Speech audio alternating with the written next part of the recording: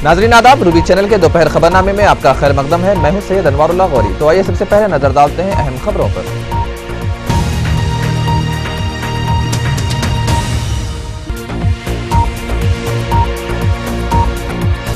मुल्क की तरक्की के लिए मुसलमानों के साथ इंसाफ जरूरी, कायदे मजलिस लेजिस्लेचर पार्टी अकबरुद्दीन अवैसी का मुतालबा। जिले महबूबनगर में आरटीए कवानीन की खिलाफ वर्जी करने की पादाश में 5 स्कूल बस हुई जब्त।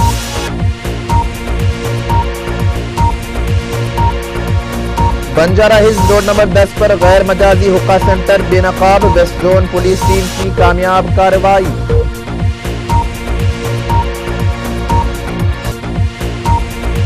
और मख्फी तौर पर खवातीन की उड़िया तस्वीर कशी करने वाला शख्स गिरफ्तार, वेब कैमरा और एक कंप्यूटर हुआ बरामद।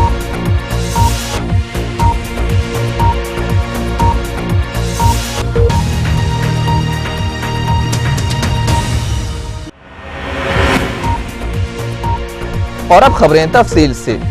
जलसे बाजियाबी बाबरी मस्जिद से कायदे मजलिस लेजिस्लेचर पार्टी अकबरुद्दीन अवैसी ने अपने खिताब में कहा कि मुल्क की तरक्की के लिए मुसलमानों के साथ इंसाफ ज़रूरी है। दरियासना उन्होंने बाबरी मस्जिद की दोबारा तामीर और दस्तूर की धज्जियां उड़ाने वालों के खिलाफ कार्रवाई का मुतालबा किया है। उन्होंने सवाल किया कि कहाँ था इस मुल्क का कानून और उसके मुहाफिज जिस वक्त बाबरी मस्जिद को शहीद किया गया था, क्योंकि ये लोग तमाशाई थे जब मुल्क के सेकुलरिज्म की धज्जियां उड़ाई गई। अकबरुद्दीन ने कहा कि मुल्क में मुसलमान जब अपनी इबादत गाहों, मकानात, कारोबार और औरतों की इज्जत की हिफाजत के लिए दिफाई इक़दामात करता है तो पुलिस इन मुसलमानों के खिलाफ फौरी कार्रवाई करती है। कायदे मजलिस ने कहा कि बाबरी मस्जिद शहीद करने वालों पर गोलियां नहीं चलाई गई। मस्जिद की शहादत के खिलाफ सियाह झंडियों के साथ एहतजाज करने वाले मुसलमानों पर गोलियां चलाई गई। उन्होंने कहा कि तेलंगाना और मुत्तहिदा आंध्रा के लिए पुरतशद्दुद एजिटेशन किया गया, लेकिन उसके बावजूद पुलिस ने गोलियां नहीं चलाई। मक्का मस्जिद बम धमाके के खिलाफ एहतजाज करने वाले मुस्लिम नौजवानों पर गोलियां दागी गईं। कायदे मजलिस ने सवाल किया कि इस मुल्क में मुसलमानों के साथ ही इस तरह की नाइंसाफी कब तक की जाएगी। चुनांचे अकबरुद्दीन अवैसी ने कहा कि बाबरी मस्जिद को शहीद करने की साजिश मुल्क की आज़ादी से पहले बनाई गई थी और इस मुल्क को हिंदू राष्ट्र बनाने का ख्वाब देखने वाले अनासिर मौके की तलाश में थे और उन्होंने 1992 में अपने अज़ाइम की तकमील की। मस्जिद को शहीद करने से पहले एल के अडवाणी ने रथ यात्रा निकाली और इस यात्रा के दौरान सारे हिंदुस्तान में मुसलमानों पर हमले किए गए।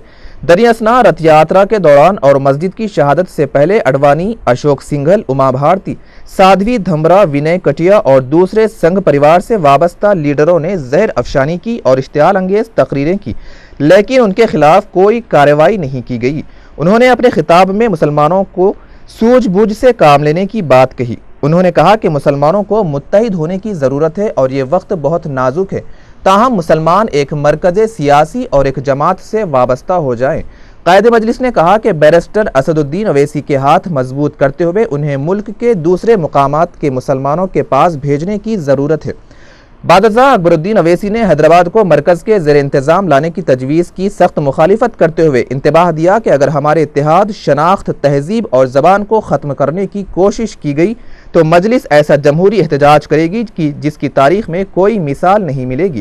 कायदे मजलिस ने कहा कि पहले मुसलमानों की हुकूमत ख़त्म की गई और उसके बाद उनकी जागीर, महलात और दौलत ऐंठ ली गई, उनकी शनाख्त और तहजीब को ख़त्म किया गया और अब बर्बादी के बाद मुसलमान जब हैदराबाद में दोबारा बहाल हो रहे हैं तो फिर उनके खिलाफ ये साजिश की जा रही है। अकबरुद्दीन अवैसी ने मुसलमानों से अपील की है कि वो मसाजिद को आबाद रखें और अपनी सफ़ों से जिहालत को निकालें और इल्म की रोशनी फैलाएं। बड़ी अक़लियत मुसलमान जो है इनको नजरअंदाज करते हुए, इनके हुकूक को, इनके हक को तलब करते हुए, इनको खौफ के साथ इस मुल्क में जिंदगी को गुजारने के लिए एक पैगाम दें। वक्त आया तो उन्होंने मौका हाथ से जाने नहीं दिया। भारतीय जनता पार्टी ने अपने सियासी मकासद को पूरा करने के लिए या फिर वो फिरका परस्त ताकतें जो इस मुल्क के सेकुलरिज्म को खत्म करते हुए हिंदू राष्ट्र बनाने का ख्वाब रखते थे, वो लोग एक जगह पर जमा होकर एक मंसूबा बनाए और साजिशें रचाते गए। कोई कानून का दरवाजा खटखटाए, तो कोई सियासी ताकत के जरिए, तो कोई मजहबी जज्बात को भड़काते हुए अपने मकसद को हासिल करने की जद्दोजहद और कोशिश में लग गए। बाबरी मस्जिद की शहादत से पहले, चाहे वो शिया नियास हो या फिर मंदिर का दरवाजा खोलने का वाकया हो, इसके पस पर्दा या इसके पीछे कोई और नहीं है बल्कि इस मुल्क के सेक्युलरिज्म के हिफाजत का झूठा दावा करने वाली कांग्रेस की जमात ही है, वो कांग्रेस आई है। हर वक्त यही कहती रही और आज भी कहती है कि हम सेक्युलर हैं, सेक्युलरिज्म के मुहाफिज हैं, सेक्युलरिज्म को बचाना चाहते हैं, सेक्युलरिज्म के लिए हम लड़ते हैं। लेकिन यही वही सेक्युलरिज्म का झूठा दावा करने वाली यही जमात जिम्मेदार है शिया नियास के लिए, तो यही जमात जिम्मेदार है मस्जिद के दरवाजों को खोलने के लिए, तो यही जमात जिम्मेदार है मस्जिद की शहादत के लिए, यही जमात जिम्मेदार है मिंबर रसूल की जगह मूर्ति बिठाने के लिए, और यही जमात जिम्मेदार है आज भी इस मुल्क में एक खामोश फिरका परस्त ज़हनियत रखती है ये जमात। और यही लोग हैं जिन्होंने ताकत दी फिरका परस्त कुव्वतों को। मुझे याद है आज भी बाबरी मस्जिद की शहादत से पहले लाल कृष्ण आडवाणी सारे हिंदुस्तान में रथ यात्रा करते हुए गए और सारे हिंदुस्तान के लोगों के जज्बात को भड़काते गए, और जहां जहां से रथ यात्रा गुजरी वहां पे तबाही और बर्बादी करती हुई आगे बढ़ती गई। तारीख है नौजवान जानते नहीं, 1992 में आडवाणी की रथ यात्रा के नाम पर जयपुर में मुसलमानों का बहुत बड़ा कारोबार था, जो पत्थर का कारोबार था, हीरो को तराशने का कारोबार था, उसको तबाह बर्बाद करती हुई रथ यात्रा आगे बढ़ी।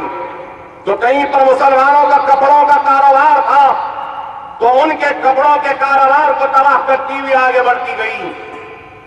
हिंदुस्तान की मईशत में उस वक्त 1990 में या 80 के दहे में हिंदुस्तान की इकोनॉमी में मुसलमानों का बहुत बड़ा हिस्सा था, और ऐसा इतना बड़ा हिस्सा था और ऐसी ज्यादा मुसलमानों के कारोबार में, इकोनॉमी में, मईशत में आगे बढ़ रहा था। अगर उसी स्पीड से, उसी रफ्तार से अगर आगे बढ़ा होता मुसलमान, तो आज हिंदुस्तान की मईशत मुसलमानों के रहमो करम पर भी होती थी। इतनी तेजी से मुसलमान कारोबार में, माशी मैदान में आगे बढ़ रहा था। लेकिन एक मंसूबा अंदाज से हमारे कारोबार को तबाह बर्बाद किया गया, हमारी इस्मतों को लूटा गया, हमारी आबादियों को खाक की ढेर में तब्दील कर दिया गया, हमारे सुहागों को उजाड़ा गया, हमारे नौजवान बच्चों के गलों को काट दिया गया। रथ यात्रा हिंदुस्तान को जलाती हुई आगे बढ़ती गई, फिरका परस्त तकरीरें होती थी, जहर उगला जाता था। कभी उमा भारती अपना जहर उगलती थी, तो कभी विनय कटियार अपना जहर उगलता था, तो कभी कल्याण सिंह अपना जहर उगलता था, तो कभी साध्वी रितंबरा अपना जहर उगलती थी, तो कभी बाल ठाकरे अपना जहर उगलता था। ऐसी ऐसी तकारीरें अशोक सिंगर कहता था, ऐसी ऐसी तकारीरें हैं आज भी मौजूद है कि किस तरीके से इन्होंने हिंदुस्तान की सेक्युलरिज्म पर हमला किया और उकसाते रहे कि मुसलमानों पे हमला करो, इनको तबाह बर्बाद करो। कहां था वो कानून, कहां थे वो कानून के मुआफिजीन, कहां थे वो लोग जो सेक्युलरिज्म का दावा करते हैं।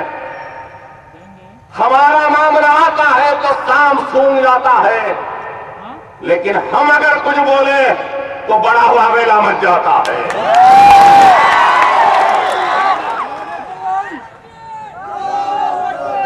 रथ यात्रा गुजरती गई,